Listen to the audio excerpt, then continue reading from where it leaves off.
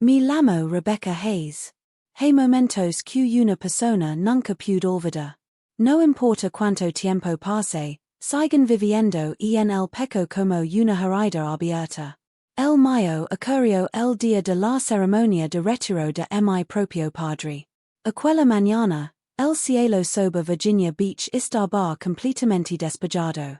Una brisa fresca llegaba desde el océano y hacía ondear las banderas colocadas frente a la base naval. Todo parecía perfecto.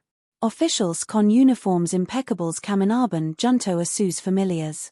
Se escuchaban risas, saludos y el sonido de una banda militar preparándose para comenzar el evento. Yo respiré profundamente antes de acercarme a la entrada. En mi mano llevaba una invitación sencilla. No era tan elegante como las demás, pero era suficiente para entrar, o al menos eso creía. Un joven guardia me recibió con una sonrisa educada. Buenos días, señora. Su nombre, por favor. Rebecca Hayes. El hombre buscó mi nombre en su tableta. Pararon unos segundos. Después volvió a revisar. Frunció ligeramente el ceño. Lo intentó una tercera vez. Finalmente levantó la mirada. Lo siento. Su nombre no aparece en la lista. Sentí que el suelo desaparecía bajo mis pies. Debe haber un error. El guardia negó con la cabeza. He revisado varias veces. No tiene autorización para entrar. En ese instante levanté la vista. A pocos metros estaba mi padre. El capitán Daniel Hayes. Vestía su uniforme con el orgullo de siempre. Varias personas lo rodeaban mientras reía y recibía felicitaciones. Parecía el hombre más importante del lugar. Nuestras miradas se cruzaron. Solo por un segundo. Espero que caminara hacia mi. Que aclarara el malentendido. Que dijera. Ella es mi hija. Dijen la pesa. Pero no ocurrió. Él simplemente me observó. Sonrió con desprecio. Y volvió a dar la espalda, como si nunca me hubiera visto. Ese pequeño gesto dolió más que cualquier palabra. No era un error. Él había decidido que yo no debía estar allí. A través de las puertas de cristal sixa mi hermano Michael. Su uniforme blanco brillaba bajo las luces del salón. Los fotógrafos no dejaban de tomar imágenes mientras los oficiales estrechaban su mano. Todos hablaban del futuro de la familia Hayes. Del hijo perfecto. Del heredero perfecto. De la tradición perfecta. Y yo. Ni siquiera existía. No era la primera vez. Desde pequeña entendí que, en mi casa, el apellido Hayes tenía un único dueño. Michael. Si él ganaba una competencia, había una celebración. Si yo conseguía un logro, apenas recibía un que bien. Con los años aprendí a dejar de esperar reconocimiento. Pero aquella mañana, separada de la lista de invitados por mi propio padre, fue diferente. Fue la confirmación de algo que llevaba años intentando negar. Para ellos. Yo nunca había sido suficiente. Di media vuelta lentamente y camin hacia el estacionamiento. No logré. Y había derramado demasiadas lágrimas durante mi infancia. Abri el maletero de mi coche. Ali estaba una funda negra perfectamente doblada. La abri con cuidado. Dentro descansaba un uniforme blanco impecable. Cada botón brillaba. Cada insignia estaba colocada con precisión. Pasé lentamente la mano sobre la tela.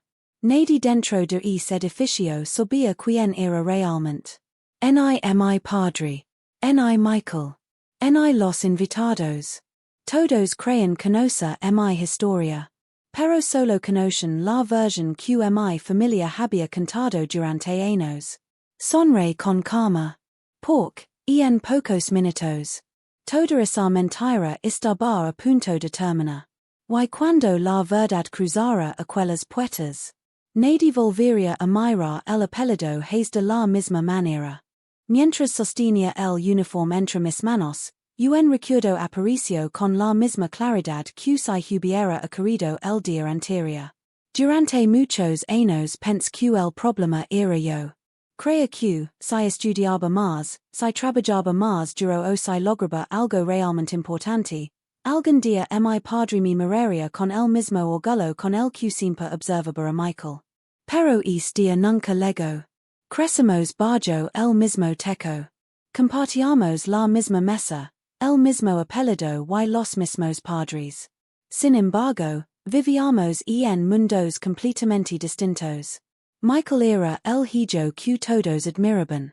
Era fuerte, seguro de sí mismo y destacaba en cada actividad deportiva. Mi padre lo llevaba a entrenamientos, desfiles y reuniones militares desde que era un niño. Siempre decía con una sonrisa: "Es muchacho nació para llevar este uniforme." Los invitados ascension con admiración. Yo permanecía en silencio. No porque no tuviera sueños, sino porque nadie preguntaba cuáles eran. Mientras Michael paraba horas entrenando al aire libre, yo prefería la biblioteca. Me fascinaban la historia, la estrategia y los códigos secretos. Podía pasar toda una tarde resolviendo problemas complejos sin cansarme. Descubrí muy pronto que las guerras no solo se ganaban con armas. También se ganaban con inteligencia. Pero esa idea jamás impresionó a mi padre. Una tarde organizó una comida familiar en el jardín. Había oficiales, vecinos y antiguos compañeros de la Marina. Todos hablaban del futuro de Michael. Uno de los invitados preguntó: "¿Y Rebecca? ¿También seguirá la tradición familiar?" Mi padre soltó una pequeña risa. Ella es inteligente, pero Michael nació para ser un verdadero militar. Las personas sonrieron. Algunos incluso aplaudieron a mi hermano. Yo seguí sirviendo bebidas como si no hubiera escuchado nada.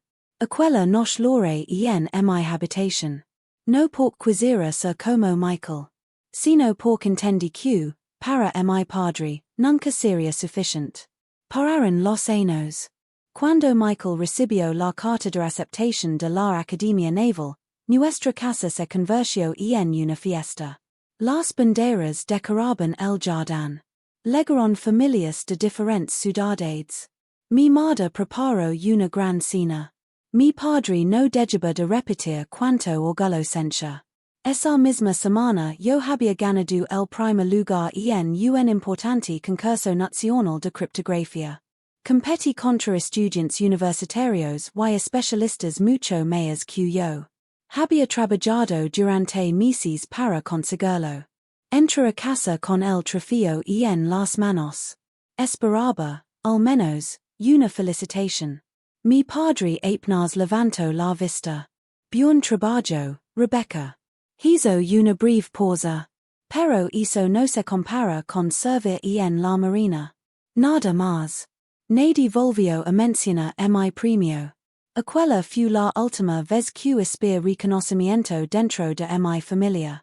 Con el tiempo aprendí una lección muy dolorosa. No podía cambiar la forma en que los me veían. Solo podía decidir quién quería llegar a ser. Por eso elegí un camino diferente. Uno donde los aplausos no existían. Un lugar donde el éxito permanecía oculto. Present los exámenes para ingresar al área de inteligencia naval. El proceso fue extremadamente difícil. Pruebas psicológicas. Evaluaciones estratégicas. Entrenamientos físicos. Entrevistas confidenciales. Muchos candidatos abandonaron antes de terminar. Yo no. Cada obstáculo me hacía más fuerte. Meses después recibí una llamada. Había sido aceptada. No hubo fiesta. No hubo fotografías. No hubo abrazos. Solo hice mi maleta en silencio y abandoné la casa familiar antes del amanecer. Nadie salió a despedirme. Mientras el coche avanzaba por la carretera, por última vez aquella casa. En ese momento hice una promesa. No buscaria demostrals q estaban equivocados. Trabajaria para demostrarme mi misma que siempre fue suficiente. Y sin saberlo. Aquel viaje marcó el inicio de una carrera que cambiaría mi vida para siempre. Una carrera que tendría que mantener en secreto. Porque algunas de las victorias más importantes del mundo nunca aparecen en los periódicos. El mundo de la inteligencia naval era completamente diferente a todo lo que había conocido. Ali nadie preguntaba de qué familia venías. A nadie le importaban los apellidos. Solo importaban los resultados. El primer día comprendí que, si camisa solo era, las consecuencias podían costar muchas vidas. Por eso aprendí a guardar silencio. A pensar antes de actuar. Y a resolver problemas cuando nadie más encontraba una salida. Con los años participé en operations que jamás aparecieron en televisión. Mis éxitos nunca fueron celebrados. Y, sin embargo, cada misión terminada significaba que miles de personas podían regresar sanas y salvas a sus hogares. En una ocasión, un ataque informático estuvo a punto de dejar sin comunicación a un grupo naval que navegaba en una zona extremadamente peligrosa. Mientras todos buscaban una solución, mi equipo trabajó sin descanso. Durante más de 30 horas nadie durmió. Las pantallas iluminaban la sala. Los relojes parecían avanzar demasiado rápido. Finalmente encontramos la falla. Detuvimos el ataque pocos minutos antes de que fuera demasiado tarde. Al día siguiente, los barcos continuaron su misión como si nada hubiera pasado. Nadie supo lo cerca que habían estado del desastre. En otra operación recibimos una señal de emergencia. Un pequeño grupo de fuerzas especiales había quedado aislado. No podían comunicarse. Cada minuto reducía sus posibilidades de sobrevivir. Después de analizar todas las opciones, encontré una alternativa inesperada. Reorganizamos varios recursos de comunicación en cuestión de minutos. La conexión volvió. El equipo logró salir con vida. Semanas después recibí una carta escrita a mano. No tenía discursos. No tenía medallas dibujadas. Solo una frase. Gracias por no renderte. Hoy sigo vivo gracias a personas como tú. Guarda aquella carta en un cajón. Hasta hoy. Sigue siendo uno de los recuerdos más valiosos de mi carrera. Con el paso del tiempo llegaron nuevas responsabilidades. Nuevos desafíos. Y también nuevos ascensos. Pero la confidencialidad seguía siendo absoluta. No podía contar nada a mi familia. Ni siquiera cuando aparecía una nueva insignia sobre mi uniforme. Ellos seguían creyendo que trabajaba detrás de un escritorio. Y yo nunca intenté corregir esa idea. Porque el verdadero servicio no necesitaba aplausos. Necesitaba compromiso. Sin embargo, había noches difíciles. Después de terminar una misión importante, regresaba sola a mi apartamento. Miraba mi teléfono. Nunca encontraba un mensaje de mi padre preguntando cómo estaba. Ni una llamada de Michael. Para el ocio seguía siendo la hija que había tomado un camino sin importancia. Esa era la parte más dolorosa. No el secreto, sino la indiferencia. Un fuerte aplauso me devolvió al presente. La ceremonia ya había comenzado. Había conseguido entrar discretamente por una puerta lateral mientras todos miraban hacia el escenario. Me sentí en la última fila. Vestía ropa sencilla. Mi uniforme seguía guardado en el coche. Desde allí observé todo en silencio. El maestro de ceremonias tomó el micrófono. Hoy celebramos la extraordinaria trayectoria del capitán Daniel Hayes, y el gran legado que deja a las futuras generaciones. Los invitados comenzaron a aplaudir. Después llamó a Michael al escenario. Mi hermano caminó con seguridad. Las cámaras no dejaban de fotografiarlo.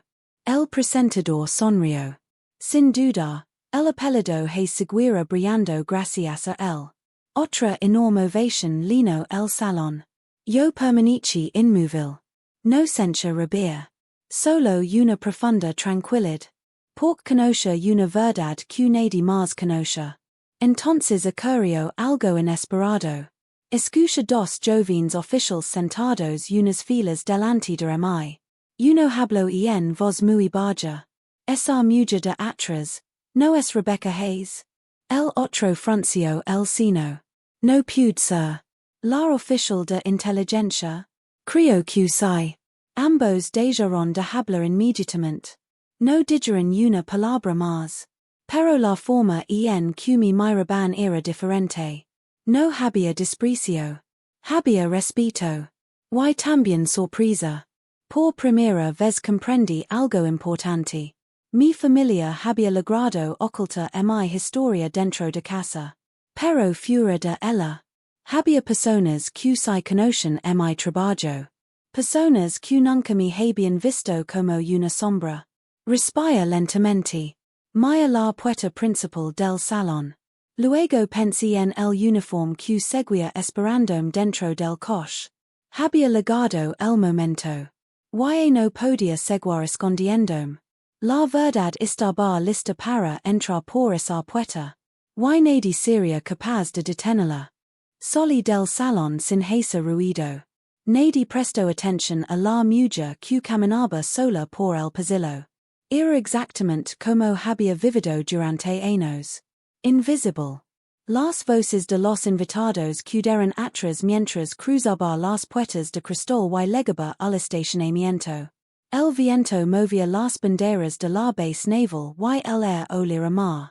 Abri el maletero lentamente. La funda negra seguía allí. Durante unos segundos permaneci inmóvil. No por miedo. Sino porque entendía que, después de aquel momento, mi vida ya no volvería a ser la misma. Desliz la cremallera. El uniforme blanco apareció frente a mí, impecable. Cada insignia estaba colocada con absoluta precisión.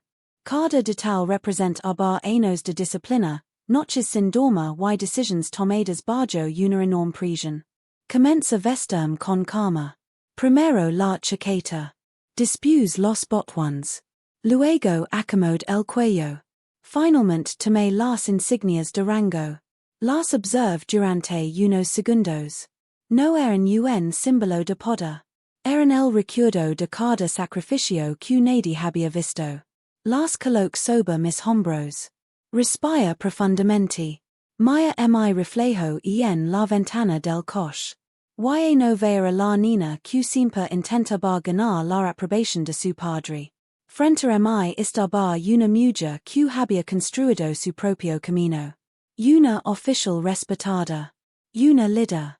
Alguien que no necesitaba permiso para ocupar su lugar. En ese instante mi teléfono vibró. Era un mensaje cifrado. Solo tenía una línea. Numbers alegra que hayas venido. Tu presencia es importante. No había firma. No hacía falta. Sabía perfectamente de quién venía. Sonreí por primera vez aquella mañana. No estaba sola. Había personas que conocen la verdad. Personas que valoraban mi trabajo. Guard el teléfono. Cerré el coche. Y camin de nuevo hacia el edificio. Dentro del salón, la ceremonia continuaba. El maestro de ceremonias hablaba sobre el legado del capitán Daniel Hayes. Cada frase describía una familia perfecta.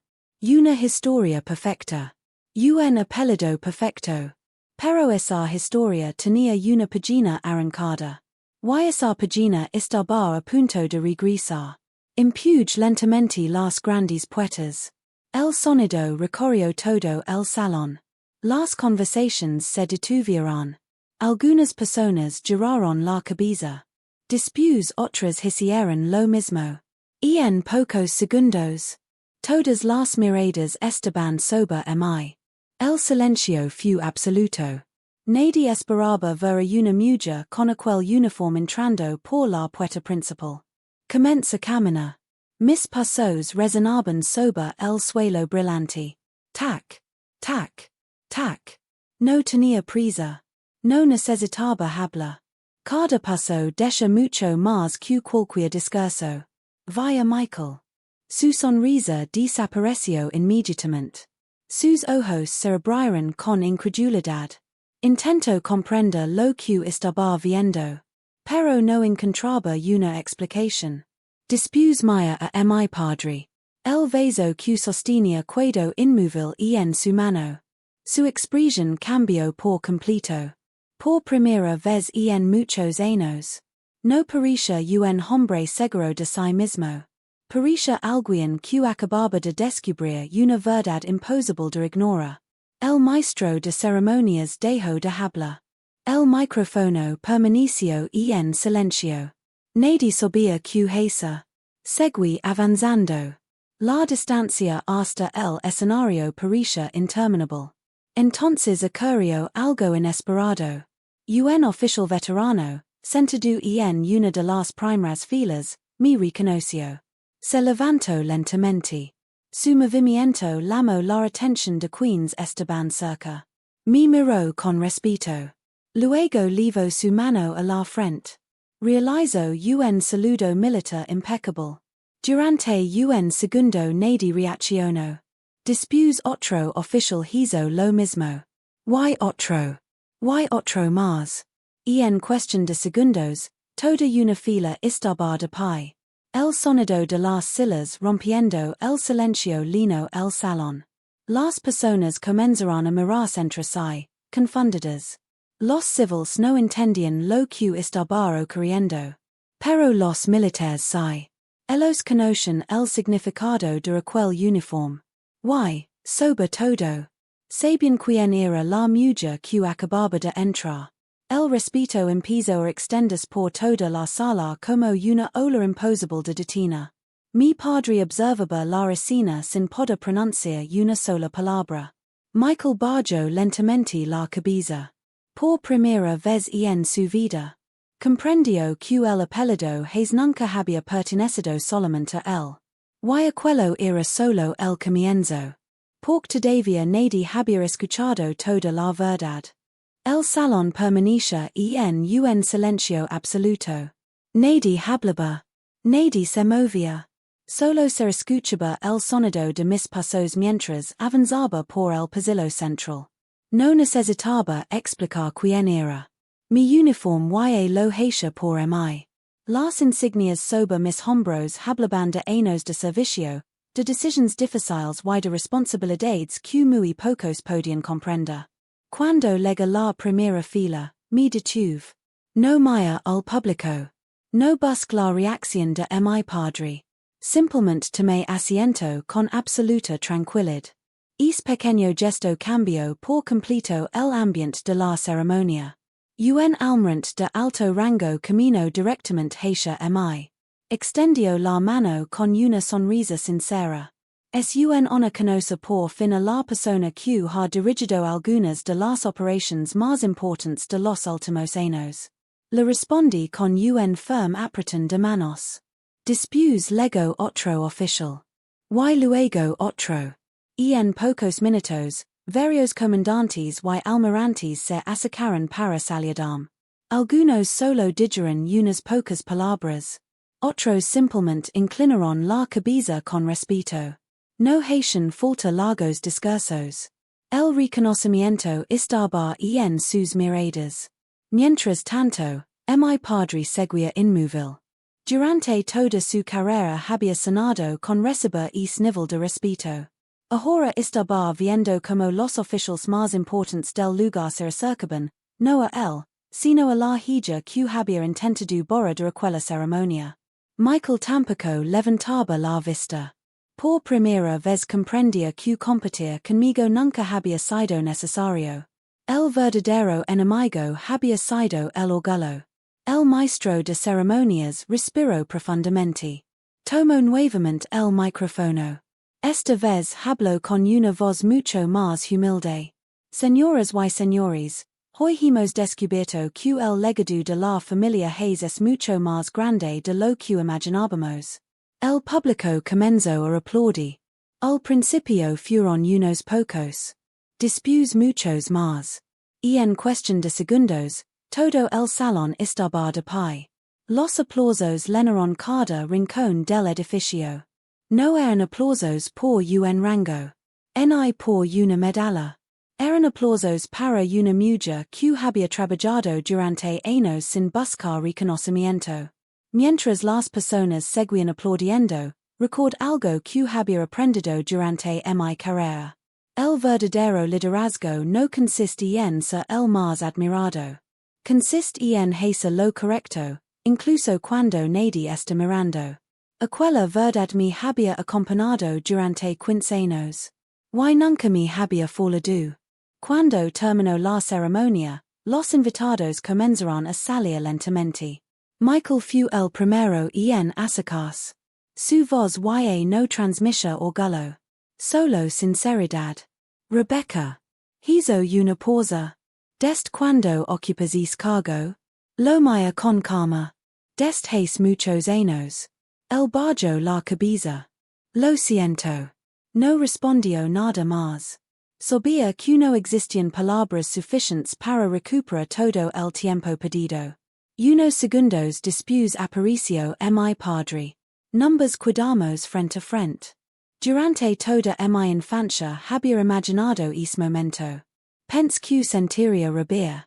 O ganas de reprochar todo. Pero no. El tiempo me había enseñado que el resentimiento pesa demasiado. Él observó las insignias de mi uniforme. Después me miró directamente a los ojos. Su voz apenas se escuchó. Me equivoco contigo.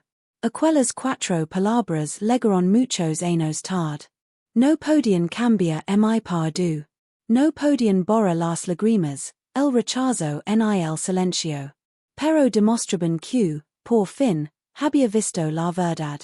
Le respondí con serenidad. No necesitaba que creyeras en mi para seguir adelante. Solo necesitaba creer yo. Mi padre bajó la mirada. Por primera vez no era el capitán quien estaba delante de mí. Solo era un hombre enfrentando las consecuencias de sus decisiones. 6 meses después regresa la casa donde había crecido. Todo parecía igual. Las mismas paredes. Las mismas fotografías. El mismo jardín. Pero había una diferencia. En el salón principal no estaba únicamente el retrato de Michael. Ahora también había una fotografía mía con uniforme. No ocupaba un rincón. Estaba en el centro. No sonreí por orgullo. Sonreí porque comprendí algo muy importante. Mi vela nunca dependió del lugar donde otros decidieron colocar mi fotografía. Siempre estuvo dentro de mí. Aquella fue la mea victoria de toda mi vida. No ganar una medalla. No recibir un ascenso. Sino dejar de buscar aprobación donde nunca existió.